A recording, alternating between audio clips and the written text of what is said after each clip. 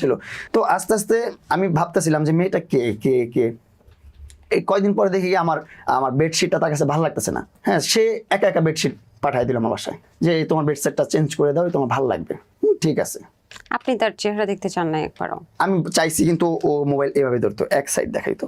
আচ্ছা, আর ও বলছে যে 3 মাস, কিছু ভিডিওতে বলে 3 মাস দেখা করি নাই, 6 মাস দেখা করি নাই, ওয়াটেভার, যতদিন দেখা করে নাই ততদিন ও নিজের ডায়েট করতেছিল, রূপচর্চা করতেছিল, কিভাবে আমার সামনে আসবে, আমার সামনে যেন একটু পরিপাটি হয়ে আসতে পারে, এইভাবে ও নিজেকে তৈরি করতেছিল।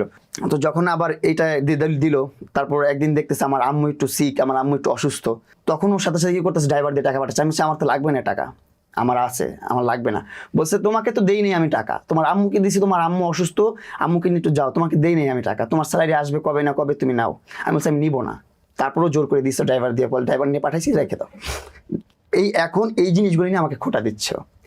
আমি তো ভাই, আমি তোমার কাছে ভিক্ষা করে নেই নি, আমি তোমার কাছে চাই নেই নি। আমি যদি তুমি আমার লাইফে নাও আসতা, আমি কাজ করে করে নিজে নিজে করতাম সবকিছু, নিজে নিজে করা। ও যে যে জিনিসগুলো সেন্ড করছে, এই জিনিসগুলো অলরেডি আমার প্ল্যানিং এ ছিল যে আমি করব।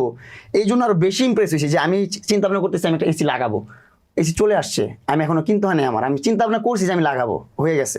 তো এইগুলো তো আলাদিনের আশ্চর্য প্রদীপের মতো সব প্রদীপের মতো না জিনিসটা। ইচ্ছা পূরণ তখন হয়ে আমার যাচ্ছে। বয়সটাও তো অত না, আমার এখন যতটুকু তখন বুঝতেছি আপনার 17 বছর বয়স। এখনো আমি অত ম্যাচিওর না, অত আমার ইয়া নেই। আমি তো লাইফ তখন